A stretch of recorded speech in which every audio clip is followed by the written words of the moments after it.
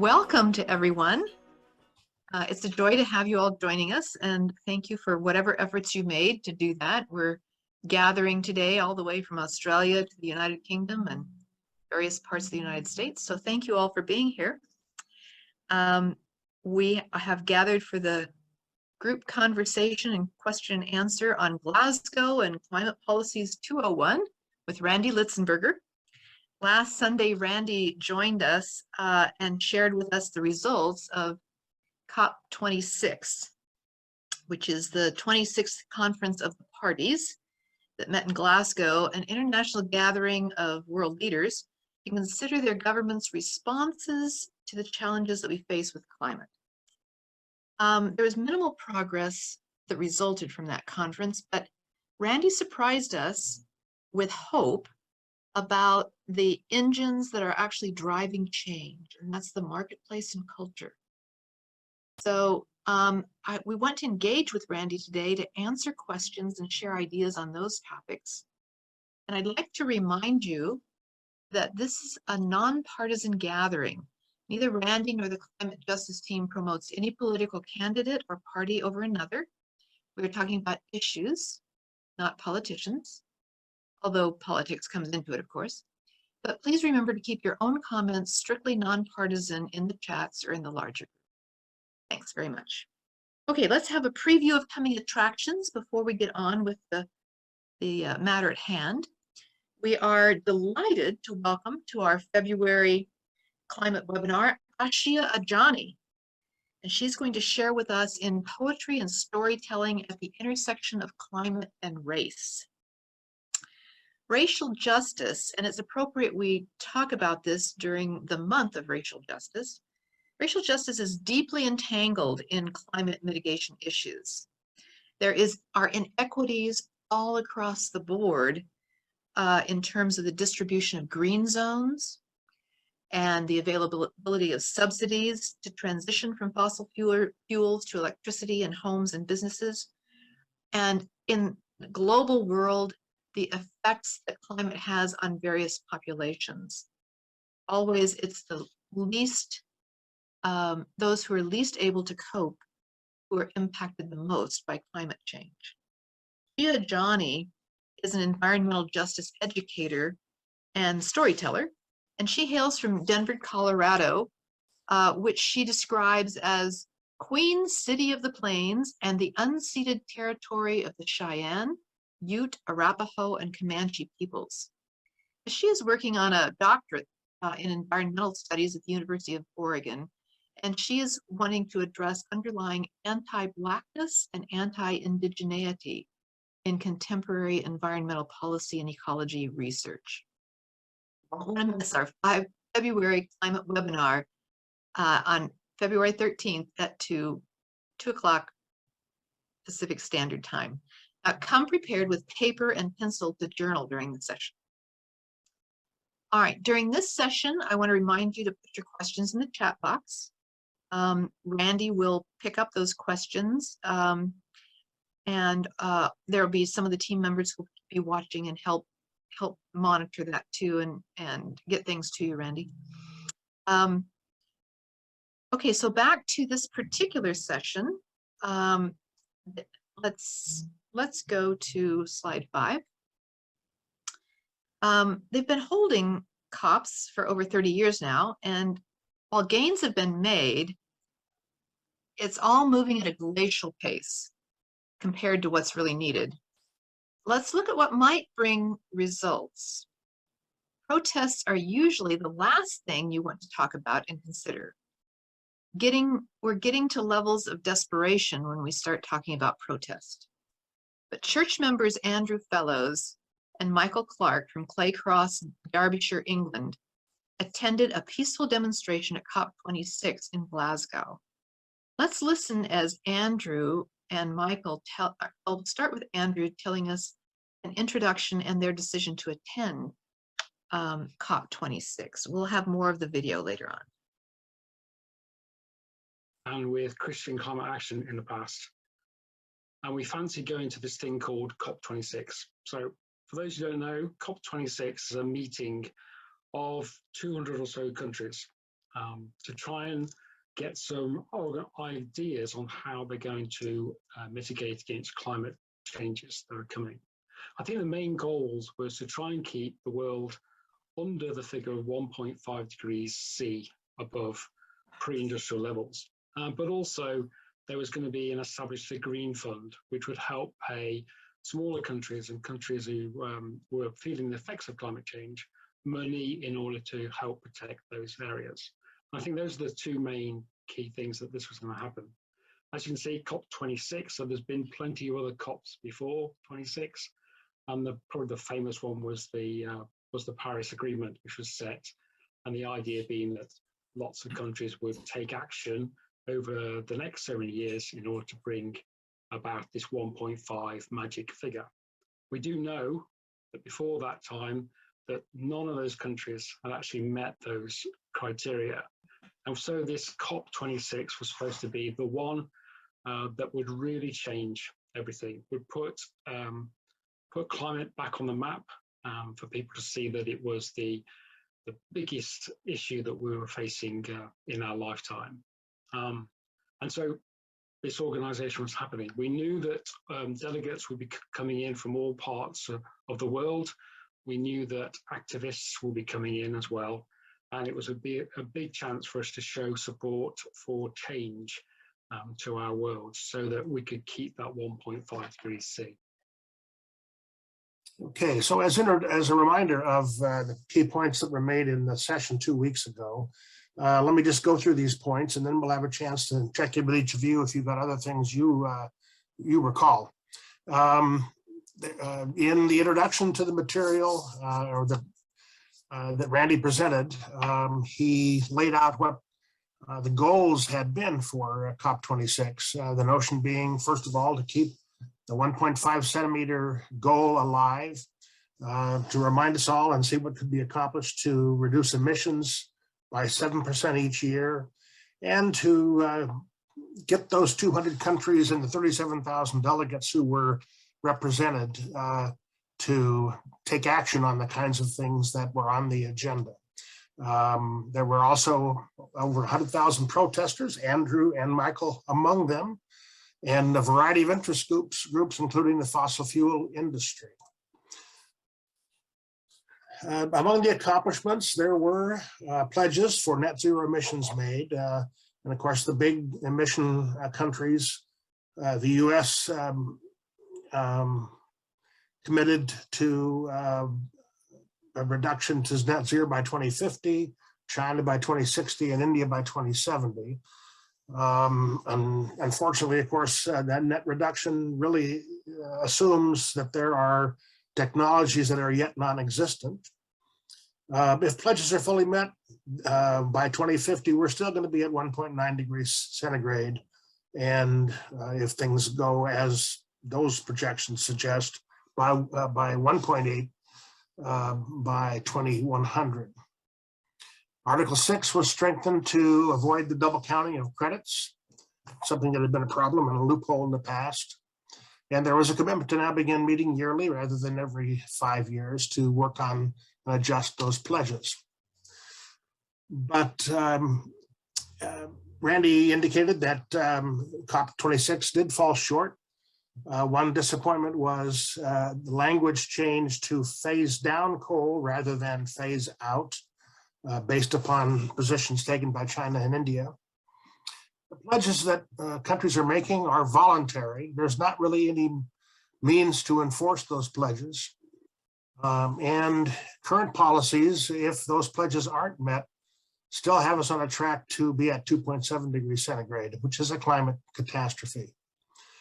And not all countries participating increased their nationally determined commitments. And we failed to reach that target, which Andrew mentioned in his clip, of providing funds to support developing nations to address climate issues. There was the notion of trying to establish a $100 billion fund. That did not occur. There's been progress from the perspective of the United States. You're all, I'm sure, fully aware, if you're paying attention to US news, about the efforts to get legislation passed.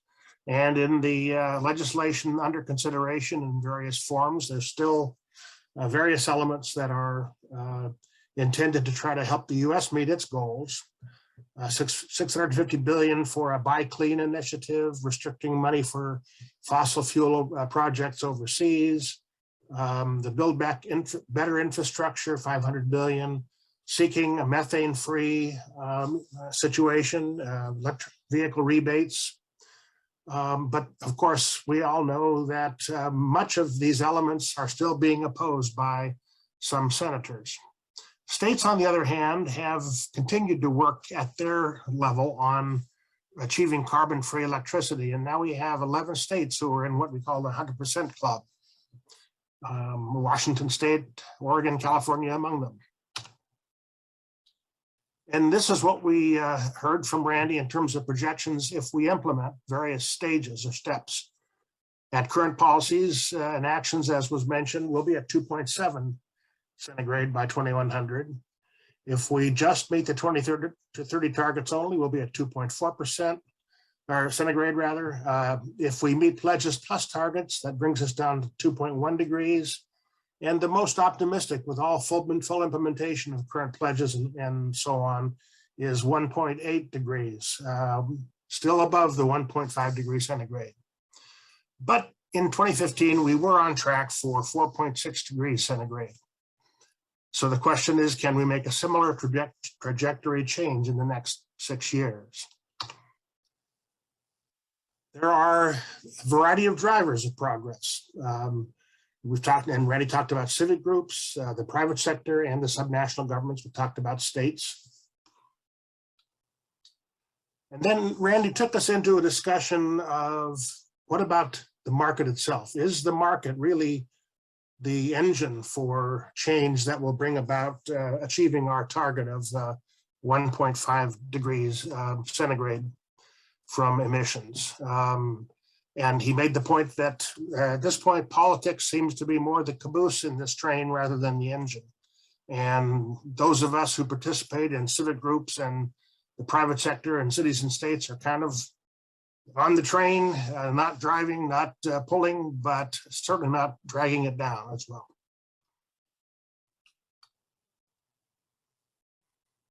And then he went into some examples of how disruptive technology can, in fact, make significant changes. And you might recall the photo of the New York street in 1900, where there was only one car among a large number of horses and buggies with buggy whips.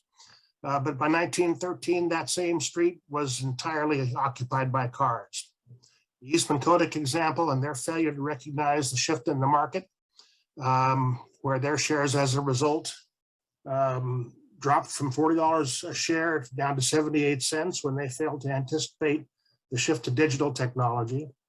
Mobile phones, a consultant had predicted back in the 1980s, I think, that we'd maybe be at a $900,000 cell phone. By 2000, we were at 109 million. That's something we all can appreciate. And then we were looking at some graphs of the 4 green energy sources and the market disruption underway already, and the fairly dramatic, I think, logarithmic reduction in cost as a result of technology improvements in those particular green technologies. And so I think he made the point that energy policy is evolving. We've got a lot of heavy lifting now done. There's new capacity in renewables. The solar and wind disruption of fossil fuel dominance is underway with that nonlinear drop in costs that I talked about. And also batteries and electrolyzer, green hydrogen costs are also dropping. And these are due to investments, not being driven by policy of governments. We do need policies, however, and we should be paying attention to policies that do get rid of fossil fuel subsidies. Randy then mentioned some other voices that are describing these kinds of disruptive technologies, and these are 4 voices or organizations that he mentioned: IRENA, which is the International Renewable Energy Agency; Kingsmill Bonds, an organization called Rethink X, and the Glasgow Financial Alliance for Net Zero. So those are some of the things that I think were are reminders of what we talked about. Actually, before we go to this slide, I'm going to now stop sharing the screen. And I just want to invite those of you who are now still in the audience to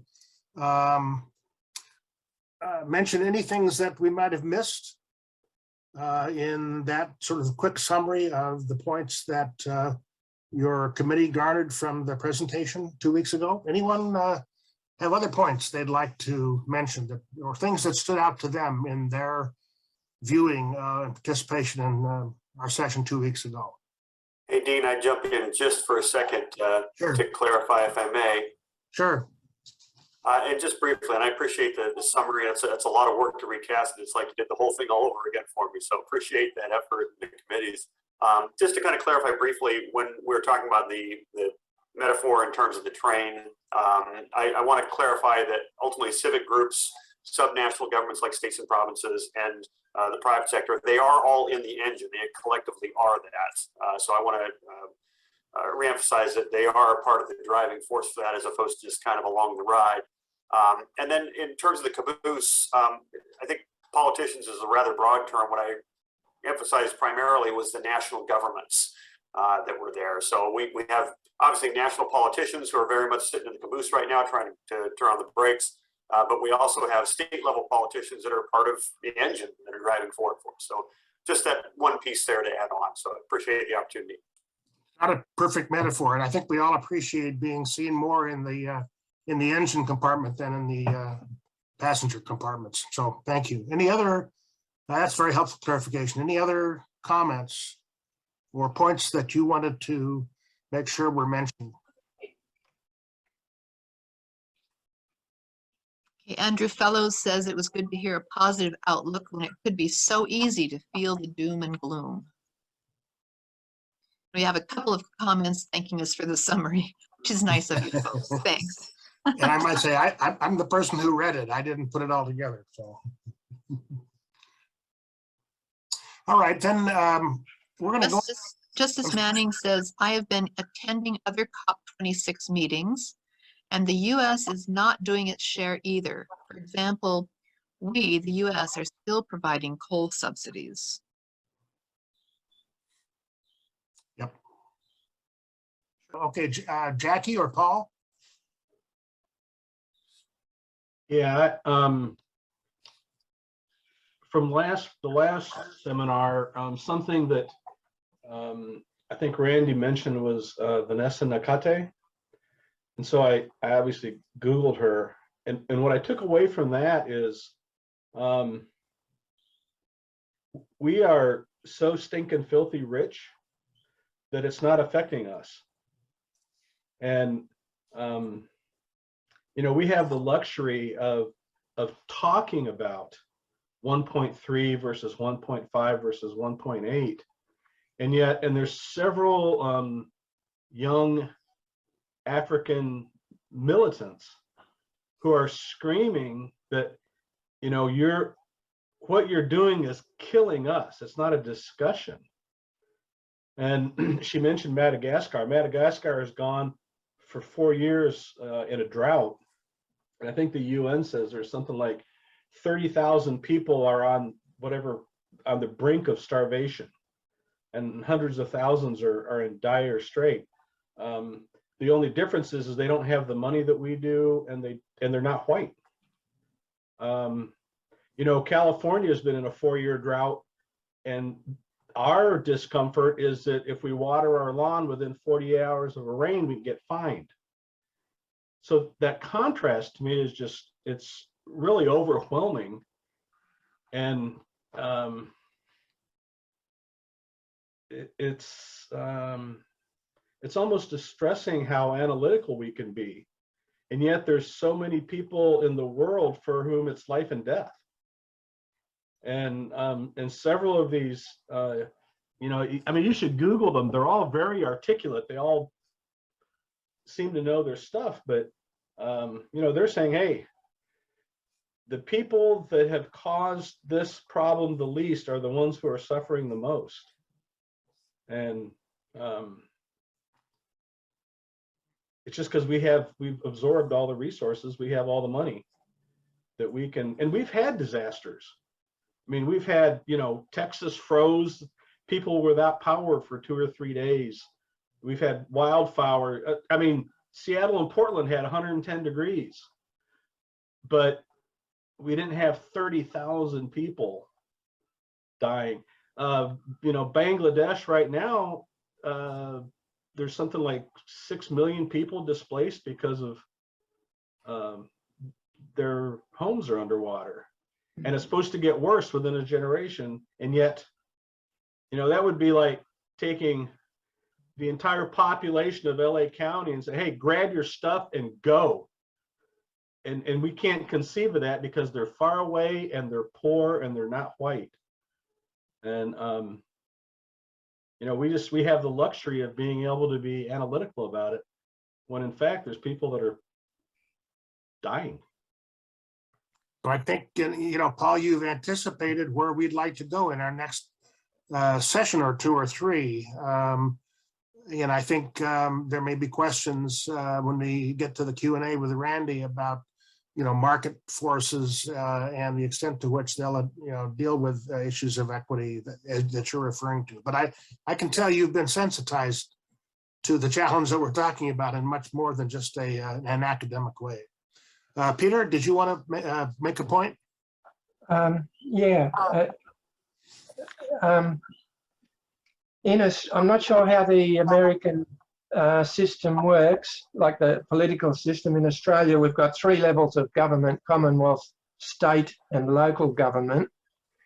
Many of the local governments, regardless of what the Commonwealth or state government are doing, many of the local governments are already setting net zero target emissions and doing all kinds of sustainability type things.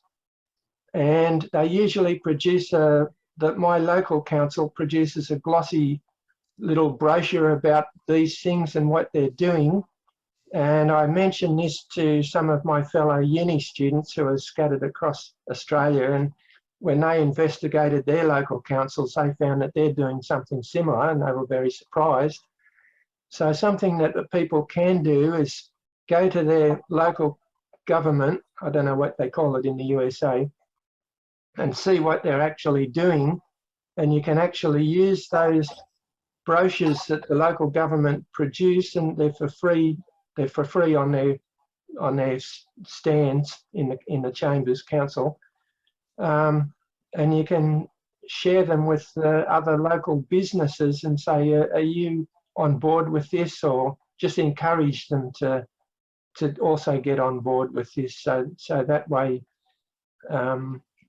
you're not sitting here as an individual thinking, oh, government and common heads of countries have got to deal with all this, when you can actually go to your local council and try and support them with what they're doing in our own area. That's just my comment. So, I think I was going to try to prompt everyone to come prepared now to talk and have questions for Randy, or perhaps comments that he might want to respond to. I don't need to do any of that prompting. I think you're already well into that process. I'm going to turn this over to you and then invite folks to pose questions. I think what we'd suggest is, first of all, if you can put your question in the chat, and one of the members of the committee will look for those and read them to Randy, and then Randy, you can respond or comment however you see fit. But in the meantime, Randy, while people are looking to what they can put in the chat, I'm going to invite you to respond to the 2 speaker who just spoke to us. Yeah, absolutely. It's my pleasure to be back again here with the group and able to share what I know. And I think that the points brought up by both Peter and Paul here were eloquent and sophisticated and reflect the kind of understanding that we're counting on from voters who are willing to make effective change. And I think just kind of considering Paul's comments there a moment ago about what struck me and what you said, I think coincide pretty well with something I was listening to just in the last couple of days. That question of, is it affecting us? Us meaning more or less the developed world, right? The United States, Canada, United Kingdom, most of Europe, Australia, and the like. And I think where you're starting to see movement, and I think the United States is, as usual, the last on board with this, is that in 2021, according to Climate One, which is one of the leading podcasts about this, they talked about how polling in the United States shifted for the first time so that a majority of Americans were saying this personally affected them. Not that they had heard of it or not that they argued with it, but that it was personally affecting them as far as the process, the disasters, and those pieces for climate. And that can come in many and varied ways. You mentioned what happened in Texas just less than a year ago in terms of that winter storm. We, of course, here in the Pacific Northwest, as you noted, also facing a record-setting and historic heat wave, disastrous wildfires across the West. I think in the United States, we're at a turning point for the public where, as far as does this personally affect me or not, which is a classic question, that the answer is becoming pretty definitive now, especially in these last 12 to 18 months, that the answer is quickly becoming very much yes. Where we're short right now is that question of, okay, what are you going to do about it, right? The question of if you are personally being affected by this, what are you motivated to do? And thus far, what we're seeing is people are recommitting themselves to recycling or trying to buy a variety of products that have a relatively smaller carbon footprint that are more sustainable, which, I mean, don't get me wrong, it's a portion of the conversation, but where we really are now is we need to push institutions, yes, the federal government, yes, state governments and local governments, and yes, corporations, to do far more as far as what's available to us. Support for those changes, for those transitions, the clean energy and transition that I spent a lot of time talking about 2 weeks ago. So I think that needs to happen. And that's where we're short yet in the United States. I can't speak for other countries. And note as well that, I mean, for the United Kingdom, for example, just last year, for members of the audience that are there, over 2,500 people in the United Kingdom died of heat-related stress.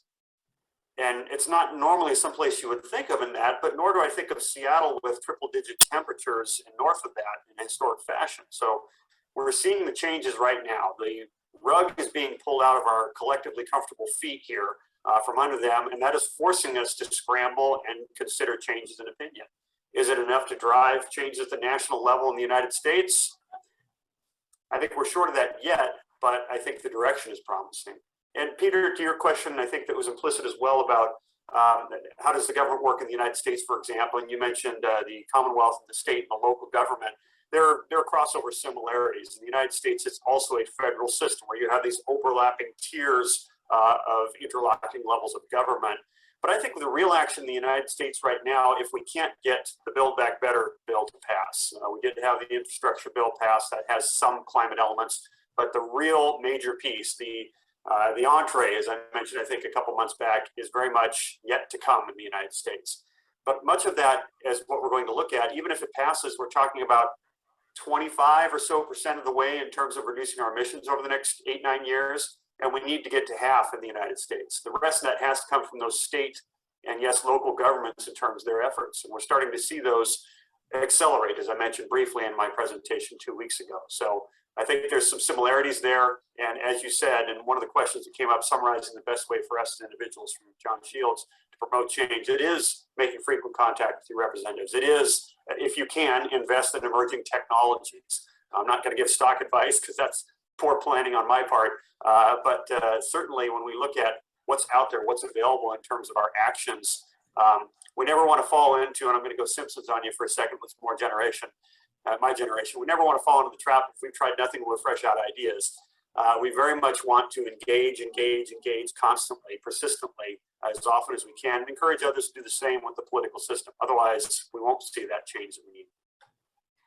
So Randy, there's a question or a comment in the chat that really is talking about one of the variables that's potentially going to produce a substantial rise in temperatures and warming gases, and that is the permafrost melting.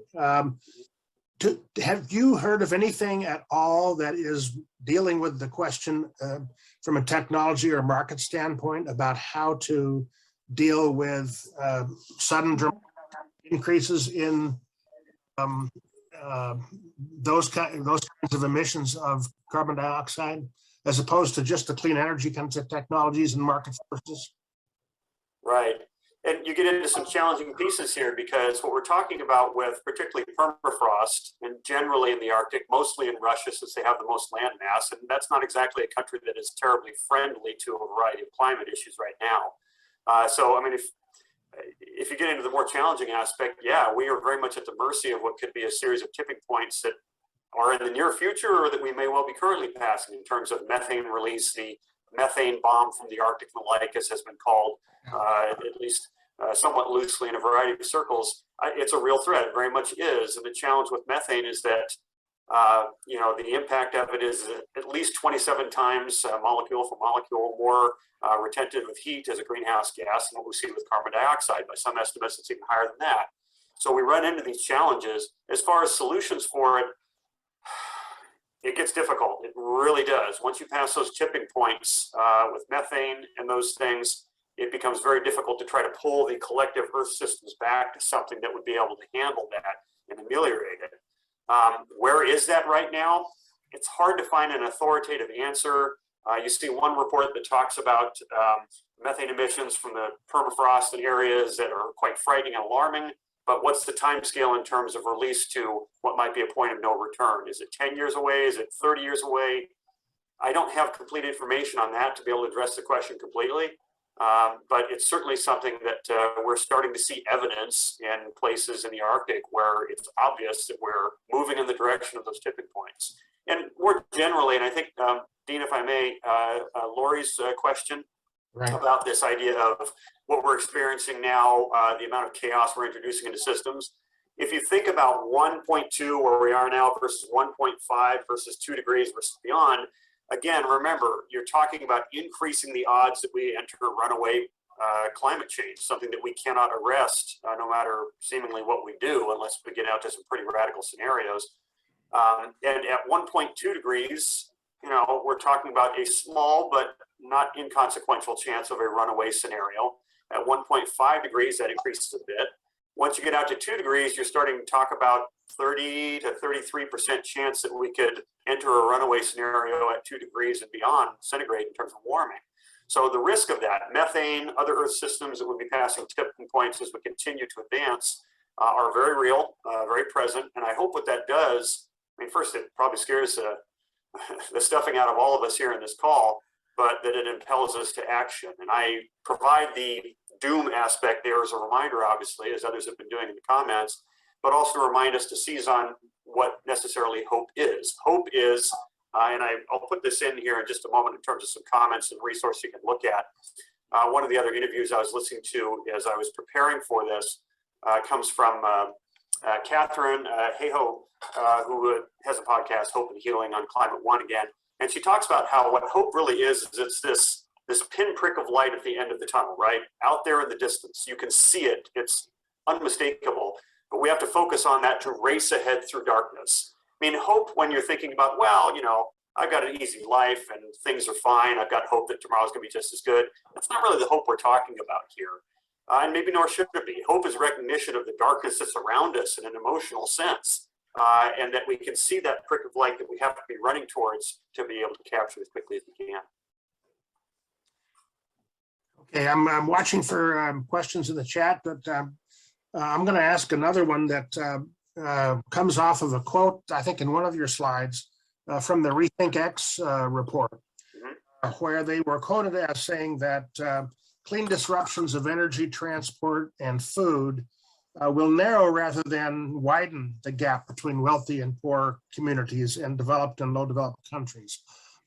You know, one of the concerns is, you know, when we look to the past, and particularly the last 40 years, increases in productivity and technology improvements and so on they don't guarantee a narrowing. In fact, they have produced a widening of the wealth gap and the income gap and the distribution of wealth between nations. And so how do you see harnessing the market forces that make those improvements in such a way that equity and attention to disparate consequences for communities around the world can be addressed? Yeah, it's a great question, and definitely one where when we were talking about that Rethink X report and what I shared with it, it's one where I saw that as a pretty radical scenario, one that I hope I framed it correctly 2 weeks ago, that is possible, but it gets out to the very edges of credibility and imagination from our point of view now. Hopefully, in 15 years, in the positive sense, we all are proved wrong, and that Tony Seba and his outfit at Rethink X showed that they were more right than wrong. But I think in terms of the challenges of inequities, absolutely, we live at a time of staggering social and economic inequalities in the United States and really across the planet. There's no doubt about it. There's no gainsaying otherwise. And I think ultimately what we have to do is, you know, I come back to one of my favorite economists and former Secretary of Labor about 20 years ago, Robert Reich, who says that, look, when it comes to markets, the reality is that there's this fallacy that ultimately markets are these crystalline, perfect spheres that exist on their own and don't touch them, otherwise you'll mess everything up. That's been very much the argument that you were mentioning, Dean, of the last 40 years, that we've persuaded ourselves that markets are perfect, there should be no interference with them, and they will generate tremendous wealth. Well, they have generated tremendous wealth in the object sense, but in a much more subjective sense, for whom? At what cost? What direction has it gone? It's gone up, right? In terms of enriching the few at the expense of the many. So the reality is, if we're going to create markets, which we very much are doing when we're talking about widespread solar energy adoption, renewables, when we're talking about helping countries, one of the questions that came earlier was the Green Climate Fund. We could touch on that more in a moment. When we're talking about creating new markets for electric vehicles, all the things you would consider conventional climate solutions.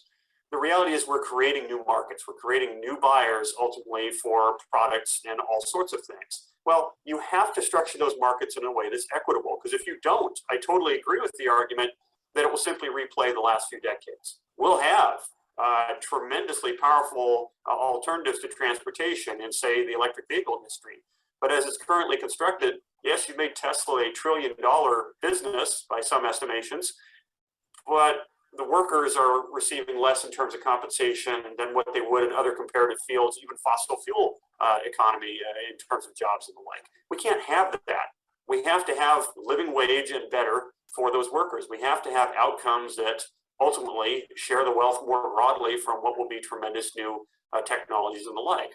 Otherwise, we run into the same problem we had in the United States about 130 years ago, where we were in the second industrial revolution, the maturation of that, all these new technologies and the like provided tremendous wealth. Think Andrew Carnegie and the Rockefellers for the very few, but workers and families and certainly Black and brown populations had little or nothing to show for it. So we need to make sure this time around that we are engaging in the political process and forcing those political leadership points as far as the national or the Commonwealth government, as Peter said, to respond, to provide those pieces in there. And that's going to be more challenging than what we've seen before. It's not just a 40-hour work week with unionization allowed. We have to have something there when a lot of conventional jobs begin to disappear to automation and in the fossil fuel sector. What's the soft landing for those workers? What's the soft landing for those families, communities? And how do we center issues of justice for Black and brown communities that have historically been just ignored for it? Hard questions. We have to be advocates for that. So Randy, one of the questions that came up when you were talking about methane was a question about how animal agriculture fits into this whole scenario. I would phrase the question this way. I think we all acknowledge that animal agriculture adds a great deal to the methane burden that we carry. How does the marketplace shift and the disruption intersect with that need to decrease methane through animal agricultural decrease? Sure. And how does it affect the farmers? You know, I mean, we've got three things going here. Can you talk to us about the intersection of all those? Sure. I think one place that you're seeing in terms of markets, and I think I mentioned it very briefly in the presentation, but didn't go into it. Otherwise, I would have been taking the audience for another half an hour at least. So forgive me that. But when you talk about agriculture, an area that we haven't addressed as much, yeah, you are seeing methane production. I mean, so much of the, if you take all the weight of living organisms as far as mammals in the world today, you're talking about something that's so disproportionately cows, chicken, pigs, compared to what would be any normal balanced system. And of course, they have all their own methane imprint, especially the larger animals. So when we're looking at that, how do we deal with that? Well, the market shift that I was referring to includes the fact that over the next 10 to 20 years, we're going to see technologies in terms of the creation of not just plant-based meat, which is, you know, we've all perhaps tried the Impossible or the Beyond Burger with that. And I think that's come a long way compared to where things were 10, 15 years ago. But what we're really talking about here is the next shift is probably going to be lab-grown meat, which is meat. I mean, it's not plant-based. It is based in terms of that, but it's something that is created in a lab with essentially no methane footprint. And that's going to be something that is as nutritious or better than what we're growing in pastures and fields across the world. It is going to ultimately end up being cheaper as we mass produce it.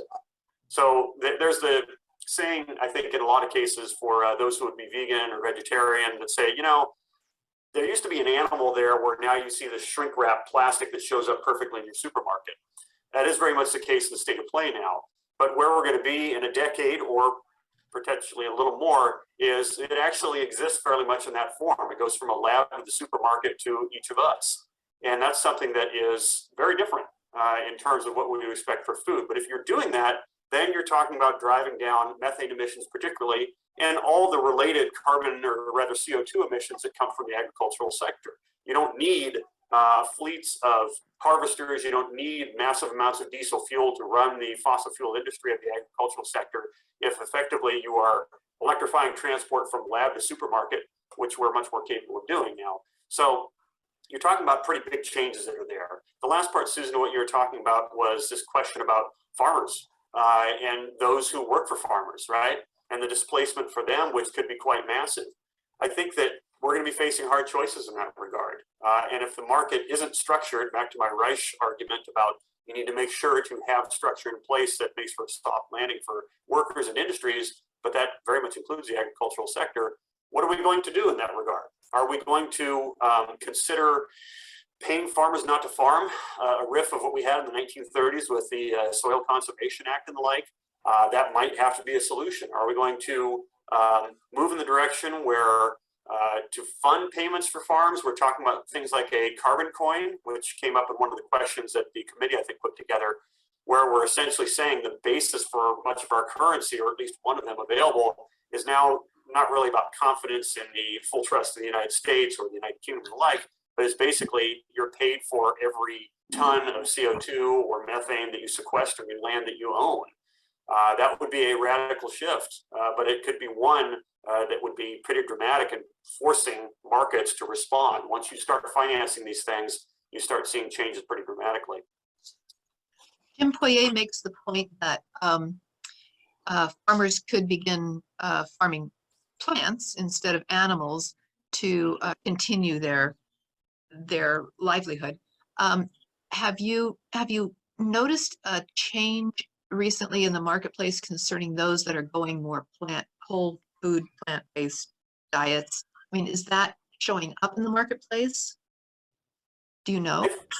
I think it is. We're at a bit the extent of my knowledge for that, I'll admit. And again, the agricultural part of the presentation is one that I kept extraordinarily brief just for time and preparation. So I may have to defer to others in terms of where the state of that might be. But even compared to 10 years ago, as far as friends and family members that are choosing to go with something that is less animal-based in terms of their diet, you have options now. That's possible in most parts, I think, in the United States, if not all, just in terms of consumer products and the calories that we need to survive and thrive. And I think that, yes, farmers can grow plants as food for humans. The challenge of that becomes, are we going to do that in a manner that would be organic with best principles, or are we going to do that in a manner that is reliant on nitrogen fertilizers and the like, which continues to keep shoving fossil fuel inputs into a fertilizer economy that not only increases problems with climate change, but say makes dead zones in the Gulf of Mexico, and that all goes down the Mississippi and eventually washes into some pretty sensitive areas. So are we going to alter that equation, or are we going to repeat some of those mistakes? That's a question I would pose more than an answer, I guess. I'll put it that way. Susan, I think Peter has his hand up either again or from earlier. Peter, did you have a question for me? More a comment on what you're saying about the market. In Australia, the Baptist Church, under the name of Baptist World, put out what's called the Fashion Report and the Electronics Report. And in this, they're looking at products that we buy in our local shopping malls that are imported from the poor countries. And in their report, they research everything from resource exploitation to make sure that this is done sustainably and not polluting. And then they look deeply at the manufacture of those extracted resources to make sure that the workers are receiving what you said was a living wage, where workers can afford health and education and food for their families, and also have safe working conditions. And they also set out in those same reports an excellent set of principles where people in Australia can address the suppliers to ask them if they're following these principles in their chain all the way across to the poor countries. So that's one area where markets can be addressed by people like ordinary people like me. And I've been looking into helping the Indigenous people, and there was a saying, I can't give you the source quote, I got it in my notes but not in my head, and it goes something like this, that the Indigenous people won't live until colonialism dies. And when you think about that, all of the stuff that's going on, the things that I just talked about, where companies are extracting resources in poor countries, not following environmental and ecological principles in the process, and then not paying manufacturers a living wage and stuff. This is all colonialism in modern day. That's true, So, Peter. I mean, Michael, the colonialism is alive and well and insidious. so And I appreciate all that you've shared. I'm going to have to cut you off because we need to move on. that's fine. That's fine. I'm so Thank you. sorry, but this is excellent, and I appreciate that. And That's we'll fine. come back to some of this in a later seminar and discussion. Thank you. I would like to move now. Randy, we have other questions that we've not handled, and that we will try to address in some of the podcast that we will do after this. So please keep putting your comments and your questions, information in the chats. What I would like to do now is move to our second presentation, which is a panel that will let us hear from several voices. If we only rely on politicians and the federal government, it could land us in hopelessness. But Randy has shared a vision of the changing markets and of some other ways in which green energy can lead the way. And, that's very hopeful. What if I'm not convinced the marketplace is the answer? What if I think it's moving too slow? What can we do? That's the point. It may take protest to move the market along. It may take protest to move the governments along. So we can't overlook the idea of bringing protest to the doors of the corporations, advocating for renewable energy, bringing protest to the social media and social milieu concerning the injustices and eco-racism. So I would like to have us view more of the video with Andrew and Michael concerning their protest at COP26. So I've been going to rebellions in the past, protesting in London, and I asked Michael if he would come with me on those, and we've been. We hadn't been to the big rebellion in 2020, 2021. So we decided it was a good idea if we went up to COP, which is happening in Glasgow, some 350 miles north of where we were. Oh, so I invited Michael. What do you think, Michael?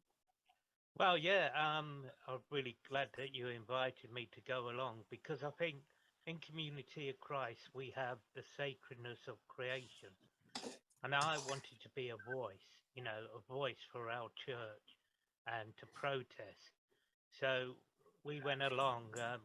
We went along as part of Extinction Rebellion, which is a group of lots of people that protest against climate change, people who care for the world and the place they live in. We also went as part of Christian Climate Actions, which is an all-faith group that love creation and love nature and care for the world. So we went as part of them. So Yeah, that's right, we did. We decided to go for the second week rather than the first week, mainly because we got other things on, including a church weekend on the mission prayer that we really wanted to go to. So we went to that, and then after that weekend, we decided to drive up to Glasgow. When I say drive, it was really important for us to travel by electric vehicle or some other transportation that would be carbon neutral.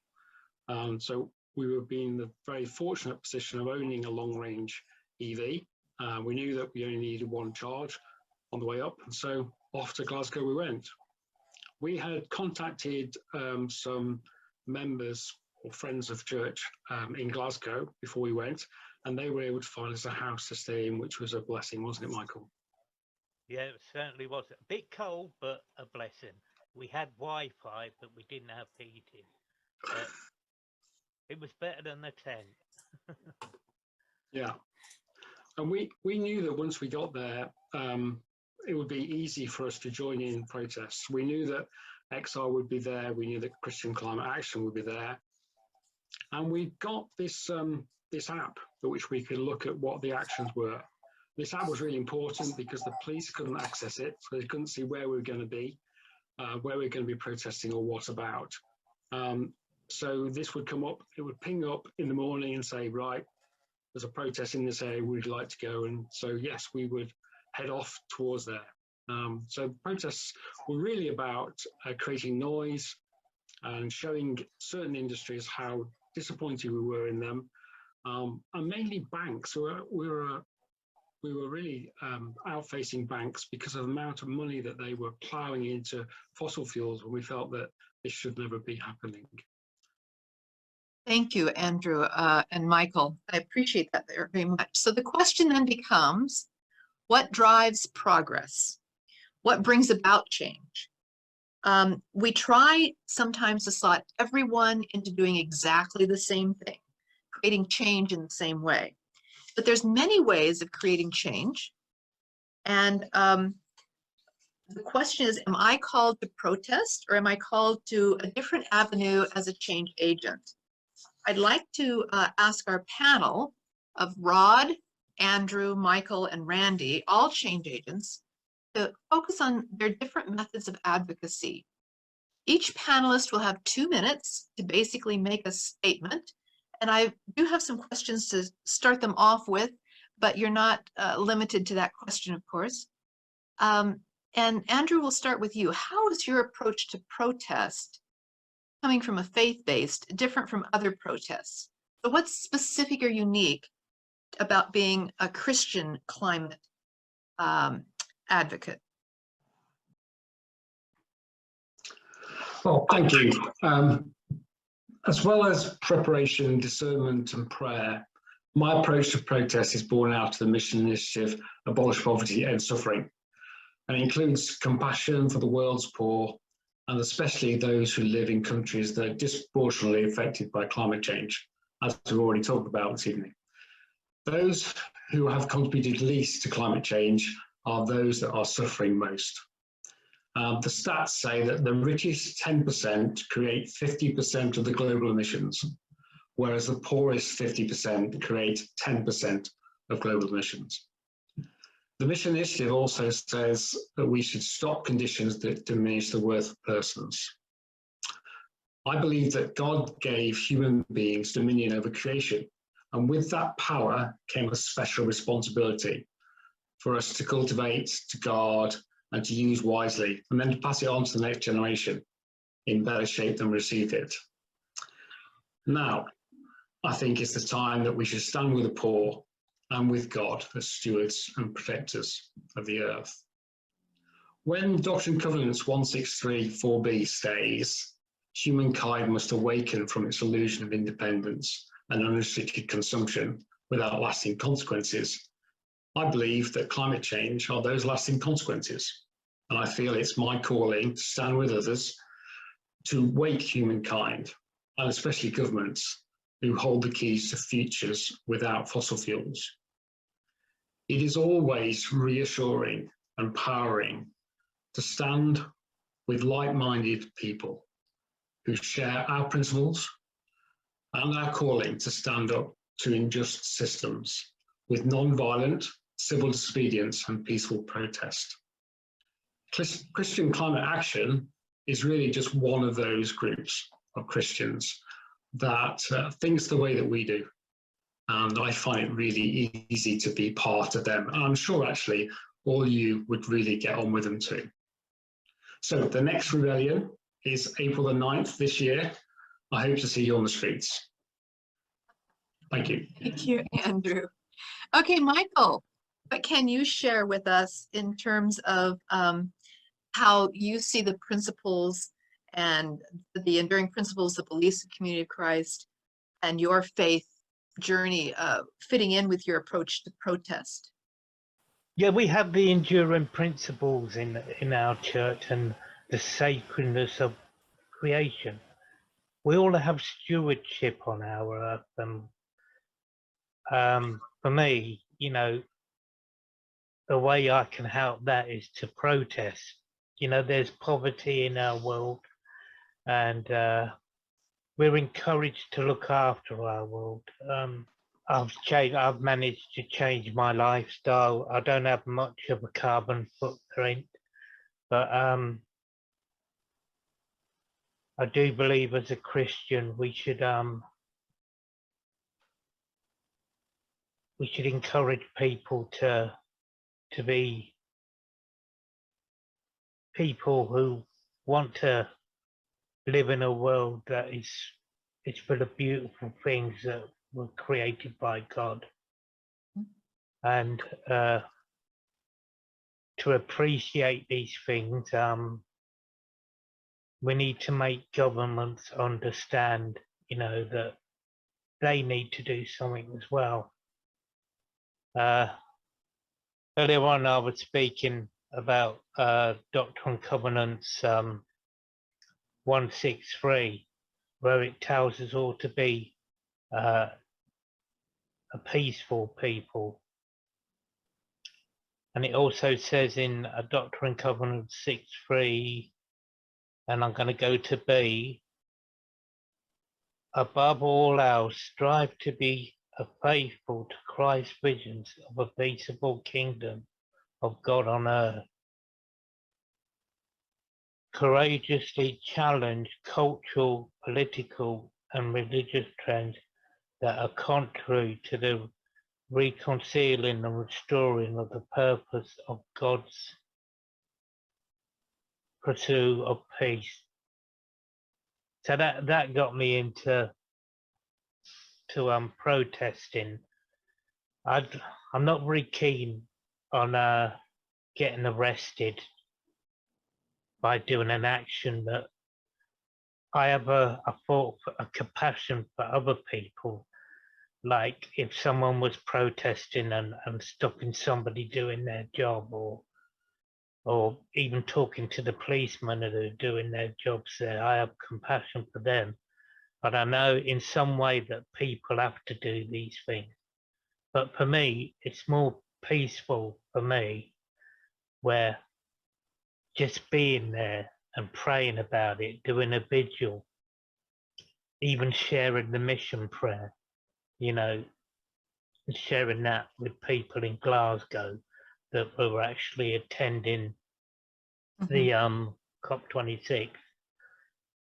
So I think mine's more of a spiritual side of it, but I partner up well with Andrew who knows all the figures and all the places. But, you know, you don't have to protest in a way that hurts or damages people. I know some of those need to be done, but I could see a congregation of our church people going to a protest and marching with people and just listening to what they say. But they're there and they're standing up for what we believe in a peaceable kingdom where people are not poor Right. and can live together. Thank you. Yes. Thank you so much. I appreciate your comments and your spiritual approach. Excellent. Randy, I'm going to turn to you. So just to get you started, what kinds of protests would drive market disruption? And is it as effective, or maybe I should say, how would we go about creating new markets around some of the ideas? And which is the most efficient way of using our energy? Protesting, advocating, creating new markets, what would you think?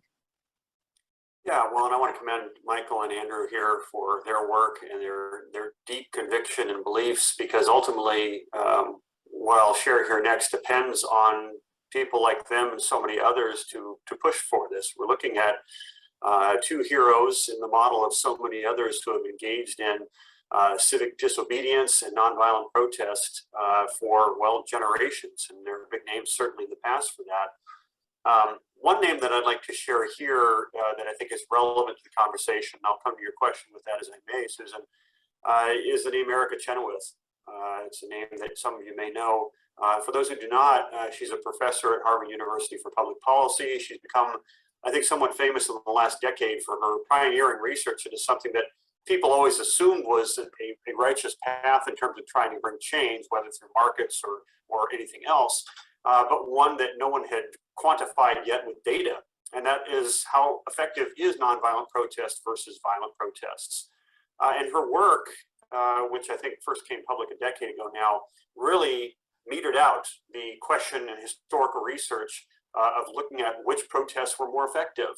Were they violent protests in terms of changing government and the like, or were they nonviolent protests? And ultimately, what's the threshold that we're looking for anyway? So her conclusion, just to boil it down to two things. One, nonviolent protests were far more effective in terms of bringing more stable, changed, and forward-thinking societies than violent protests were. Certainly a violent protest can overthrow a regime. I'm not saying that's not possible, but in terms of what are you left with? Have you shattered society and now you're just waiting for the next despot to come along? Whereas nonviolent protest tends to create democratic institutions through its own work and to support those institutions that had been democratic in the past but had lost their way. So I think that's something for us to consider. The other piece is ultimately a number. And for a long time, most political scientists believe that you had to get to 5 to 10% of a population to really bring that change. And her argument was that once you reach 3.5% of a given population, whether that's a community or a country or whatever, and that involvement is sustained over time, that's when you see them succeed, not most of the time, but every time in terms of their ends. So when it comes to Michael and to Andrew and to Greta Thunberg and a whole host of others, they are the nonviolent protesters that we are looking for, and we should be joining them, whether that be on April 9th or in Glasgow as we can. I think in terms of your last question for me, Susan, about markets and the like, I think it has to be all the above. How can we engage in protest? Chenoweth's work suggests that if you only do one thing, if it's only about the march and the public peace, that's one tool in your arsenal. But we know that your hammer isn't going to solve every problem you're going to face in your workshop. You need to have a whole host of other tools, right? And so to expand your portfolio, you need to think about actions that would be either in public in protest. That's a great camera image, but you need to think of other things as well, whether that be economic boycotts that are organized. They are every bit as difficult to organize as a protest would be in terms of public, but there need to be other methods and ways that you can do that. Is it a mass emailing campaign on key days? Is it, there was one from Serbia that was against Slobodan Milosevic here 25 years ago that was showing on street corners, people showed up with the likeness of this leader who they despised and they'd say, okay, $2 and you get to beat this trash can with this guy's face in public. And they would mess up the likeness. And then before the police came, they were gone. They melted into the crowd, but they persisted, right? And so you think about those different methods, and they are all nonviolent. They are all creative. We're lucky that, and I'll tell you for working with my students, they just need to know a little bit the direction to go. But their creativity, whether it's through capacities in social media and the like, or in person, is that next generation in wave that we're looking for. So I would, again, commend Michael and Andrew for their inspirational work. And hopefully this piece of mine can be useful in bringing people forward in that regard. Excellent. Thank you so much, Randy. Appreciate that. So Rod, you have also participated in protests. You've been an advocate for years. I don't know, 50 years maybe, I'm not sure. So what are the pros and cons of protests? What are the varied roles of change agent? Yes, thanks for the questions. First, as chair, this is a great opportunity to do what I always do, which is make an advertisement that really this arena in which we're discussing, how do you bring about change? It requires its own session, and we hope to have it. Because again, if you felt the passion of the first participant talking about the discrepancies between us in our comfort zone and the others, we can't simply decide to go and do something. We've got to be very effective and intelligent about it. So that would be one thing I would say. So yeah, I've been protesting for 40 years. I don't know, a couple hundred protests, I'm not sure, a whole range of things. And yes, lots of good potential and lots of, not so good. I think all I want to say is my very first protest, it was a Saturday. I was in my office and I heard them coming and I realized, oh, I forgot, gee, am I gonna go or not? I had sweaty hands trying to decide whether to join or not. Now, in the end, I did. And by the end, I thought that was so silly to get so upset. It was great because it was nonviolent, family friendly. Absolutely. Get involved in that type of thing is a great start. And then all I can really do is would do if I I've already hit my 2 minutes.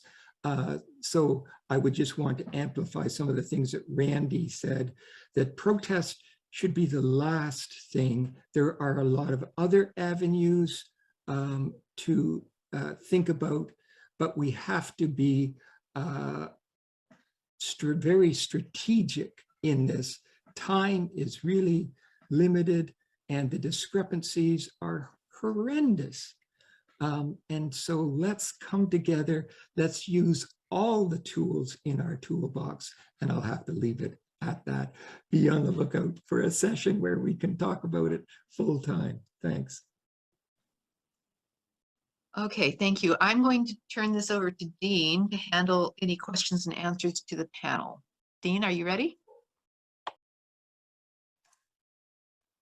I am, and I think, based on our time, we've just got a few minutes, but are there any questions that anyone in the group has for the panel? And I would just say, a quick question, or if you have a reflection, what has your experience been as a person who is passionate about these kinds of issues?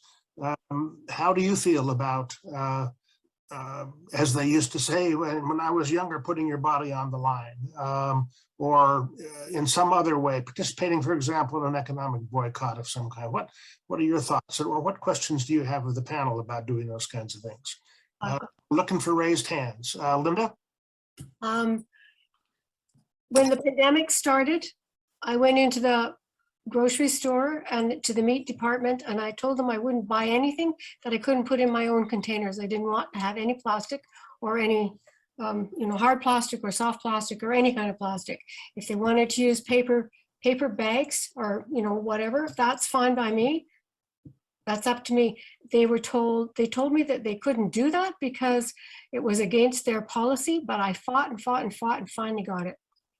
Good for you. And now get your friends to do it. Anyone else? Thoughts or questions or reflections?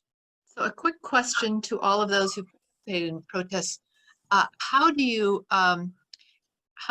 signal to the protesters and the police whether you are or are not willing to be arrested? Are you there to be arrested, make a statement? Are you there to not be arrested? How do you signal that for those who've never been at a protest? Shall I answer that one? Okay, so it's basically where you stand is the key. So if you're in a protest when you're on a road and you don't want to be arrested, normally the police will say, if you don't move off the road, you'll get arrested, and that's the time to move. So it is really that it's where you stand. There does come a time when you're protesting that the police will clamp down and move you on, want to move you on. And so I tend to find that you tend to sense that there's a time when you need to be off the street and on the sidewalk, as you might say. The only thing I would add is there's a lot of protests that don't even have this police arrest to it. They're family friendly. They really are simply intended to bring out numbers, because politicians will pay attention to numbers. And so to simply show up. In other words, one thing is to be aware of if it is absolutely nonviolent, but there's a lot that are simply family friendly and they're going to be a march or whatever, and there's not going to be any police interference.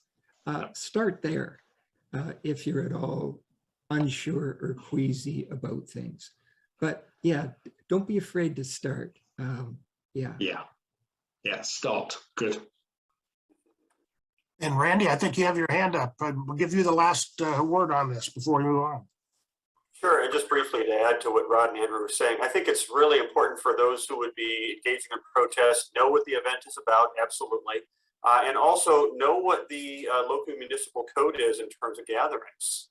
And the city of Bellevue and the city of Seattle more or less have some of the same ideas, for example, where I spend most of my time.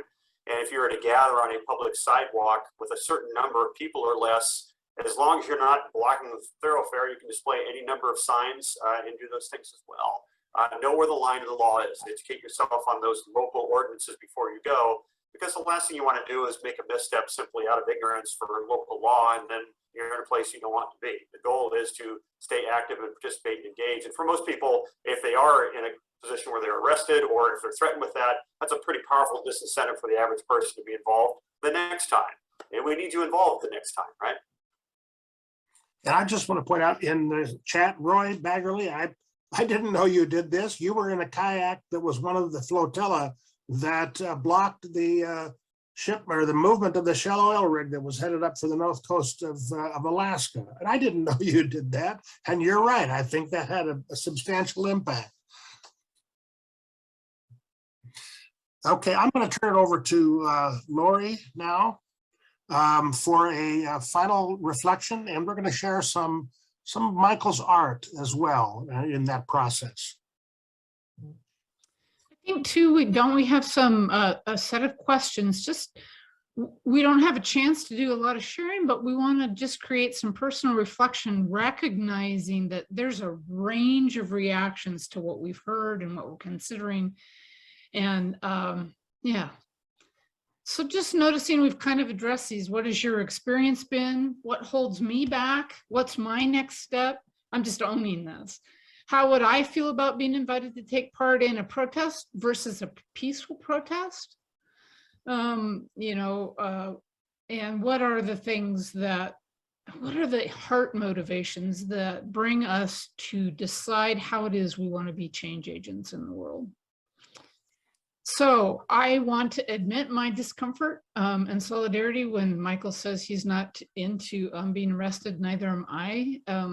I probably wouldn't venture forth if it wasn't a nonviolent and peaceful protest that I could come away from and continue to make changes, but that's not true for everybody. But I want to recognize that as this team worked together, trying to think about today, we kind of went back and forth, and I was noticing this resistance inside of myself. And then I went and I watched the whole video that Andrew and Michael put together, and something changed just by listening to two people whose hearts brought them to make this decision. And so we're going to share a little section of this video so that I can bring our considerations to close here. They went in for their conversations and their meetings.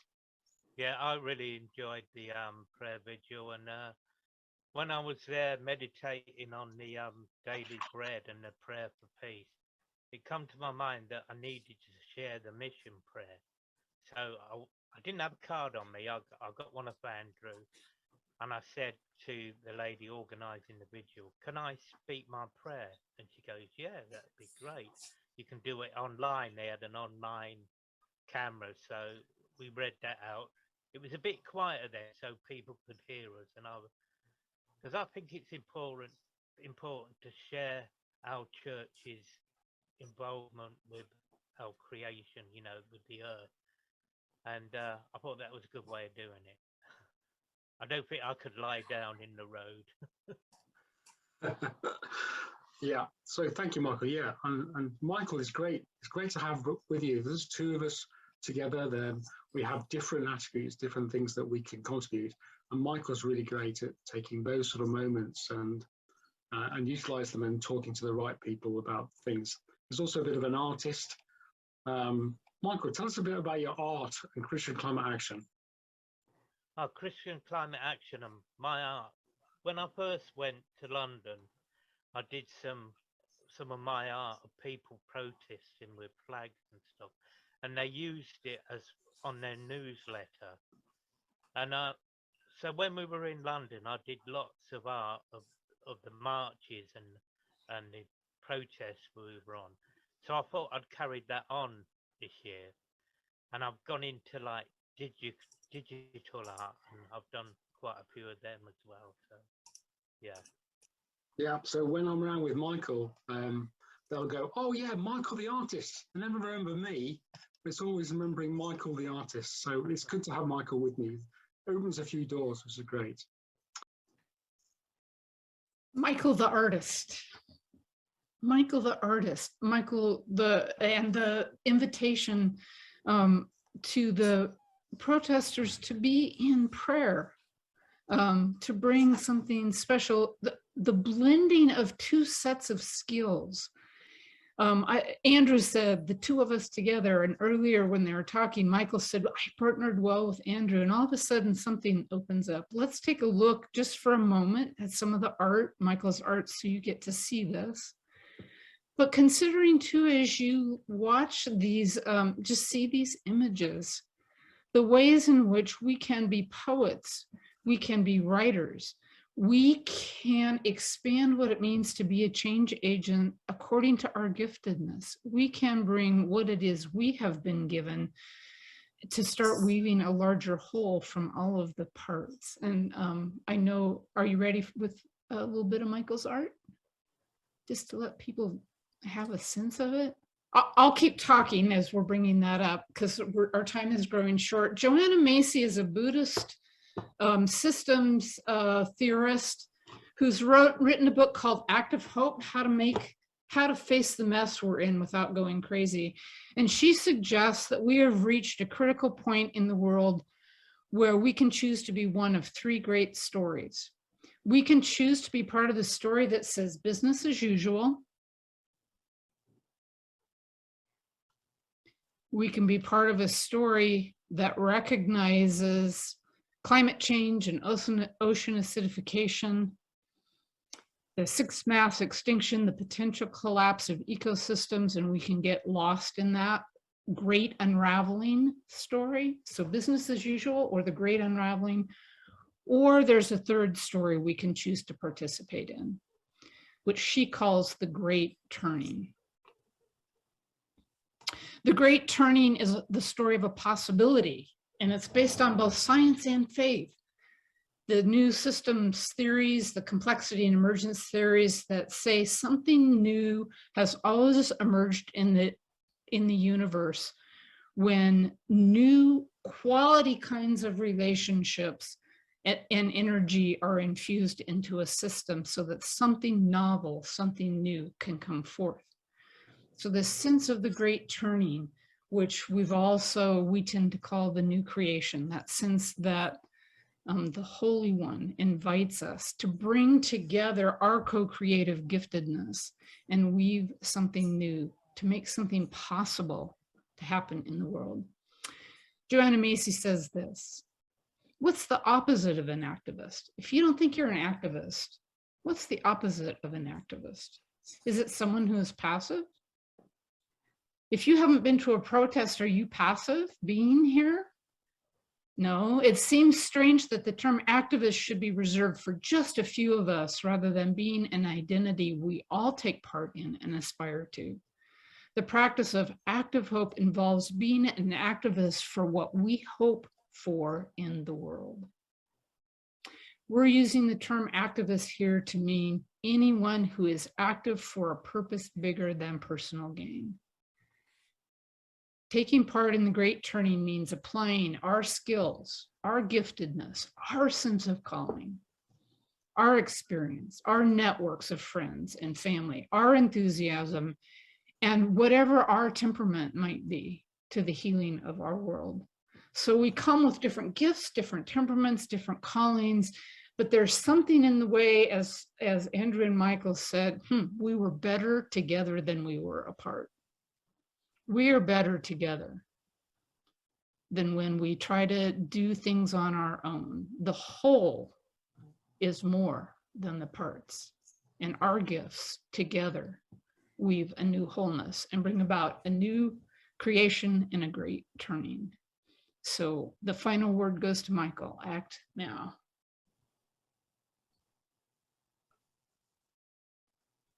So thank you all for participating again in this conversation, following up on the presentation we had from Randy and the material we got from Michael and Andrew. It's been stimulating to your thinking about how you might be involved in the future in dealing with this great climate crisis we're facing. And as you heard earlier, there are great issues of equity and disparity in how we move forward in dealing with these crises in our lives and in the lives of the whole world. At our next session, we're going to begin, and what we hope will be more than just one webinar, but a series dealing with the questions of equity and injustice and disparity in the way in which this impact is hitting the world. And as you heard at the beginning of our session, Ashia Ajani is going to be our presenter. She is a poet and a storyteller and an activist.